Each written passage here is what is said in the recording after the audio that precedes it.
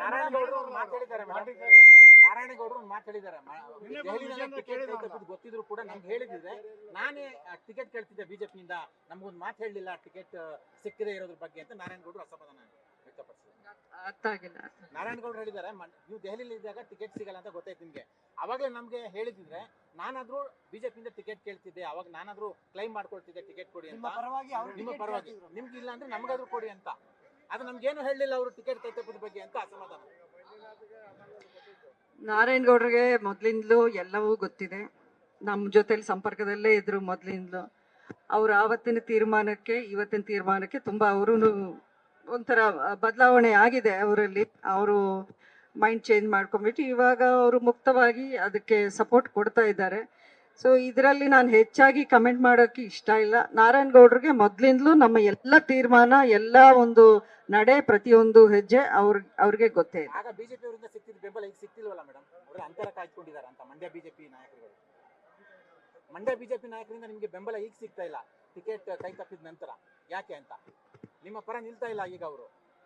ಅಲ್ಲ, ಇದರಲ್ಲಿ ನನ್ನ ಪರ ನಿಲ್ತಾ ಇಲ್ಲ ಅನ್ನೋದಕ್ಕೆ ಏನು ನಾನೇನಾದ್ರೂ ಒಂದು ಕಡೆ ನಿಂತು ಅವ್ರು ಇನ್ನೊಂದು ಕಡೆ ನಿಂತಿದ್ದಾರೆ ಅಂದ್ರೆ ಈ ಪ್ರಶ್ನೆ ಆವಾಗ ನೀವು ಕೇಳಬೇಕು. ಇದಕ್ಕೆ ನನ್ಗೆ ಅರ್ಥನೇ ಆಗಿಲ್ಲ ಕ್ವೆಶ್ಚನ್. ನಿಮಗೆ ಟಿಕೆಟ್ ಸಿಗಬೇಕಾಗಿತ್ತು ಅಂತ ಬಲವಾಗಿ ಅವರು ಪ್ರತಿಪಾದನೆ ಮಾಡ್ತಾ ಇಲ್ಲ. ಮಂಡ್ಯ ಬಿಜೆಪಿ ನಾಯಕರು ನಿಮಗೆ ಟಿಕೆಟ್ ಸಿಕ್ಕಿಲ್ವಲ್ಲ, ಆ ವಿಚಾರವಾಗಿ ಯಾರು ರಿಯಾಕ್ಟ್ ಮಾತಾಡ್ತಾ ಇಲ್ಲ, ಸೈಲೆಂಟ್ ಆಗಿದ್ದಾರೆ ಈಗ ಅಂತ.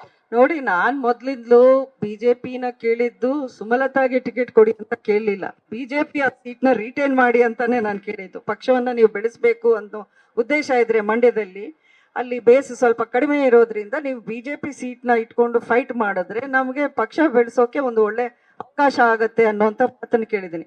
ಅದನ್ನ ನಾನು ಅಥವಾ ನಾರಾಯಣಗೌಡರು ಇನ್ನೊಬ್ರು ಅನ್ನೋ ಪ್ರಶ್ನೆನೇ ಎರಡನೇದಲ್ವಾ. ಫಸ್ಟ್ ಅವ್ರ ಸೀಟ್ ಉಳಿಸ್ಕೊಂಡಿದ್ರೆ ಆವಾಗ ಈ ಪ್ರಶ್ನೆ ಉದ್ಭವ ಆಗ್ಬಿತ್ತು. 2019ರಲ್ಲಿ ನಿಮ್ಮ ಜೊತೆಯಲ್ಲಿ ನಿಮ್ಮ ಎಲೆಕ್ಷನ್ ಜೊತೆ ನಿಮ್ಮ ಇದಂತ ಸಚ್ಚಿದಾನಂದ್ ಅವರು ಅಧಿಕೃತವಾಗಿ ಬಿಜೆಪಿಗೆ ಸೇರ್ಕೊಂಡಿದ್ದಾರೆ ಮೇಡಮ್.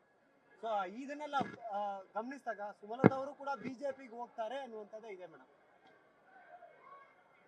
ನಾನು ಈ ಎಲ್ಲ ಪ್ರಶ್ನೆಗೆ ನಿಮ್ಗೆ ಒಂದು ಆನ್ಸರ್ ಸಿಗುತ್ತಲ್ವಾ ಈ ಒಂದು 3ನೇ ತಾರೀಕಿಗೆ. ನಾನು ಏನೇ ಇದ್ರು ಫಸ್ಟ್ ನನ್ನ ಜಿಲ್ಲೆಯಲ್ಲಿ ನಾನು ಹೇಳಬೇಕೆ ಹೊರತು ಇಲ್ಲಿ ಹೇಳಿದ್ರೆ ಅದು ತಪ್ಪಾಗುತ್ತೆ. ಯಾವ ಪಕ್ಷಕ್ಕೂ ಹೋಗಬೇಡಿ, ಅವಾಗ ಗೌರವ ಇರುತ್ತೆ. ಓಕೆ, ಅಷ್ಟೇ ತಾನೆ. ಏಪ್ರಿಲ್ 3ನೇ ತಾರೀಕು ಮಂಡ್ಯದಲ್ಲಿ ಎಷ್ಟು ಗಂಟೆಗೆ ಸಭೆ, ಎಲ್ಲಿ, ಅದೊಂದು ಹೇಳಿ.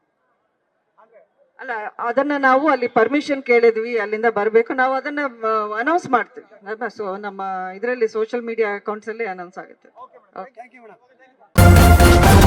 ನ್ಯೂಸ್ ಫಸ್ಟ್, ನಿರ್ಭೀತಿಯಿಂದ ನಿಮ್ಮ ಪರವಾಗಿ.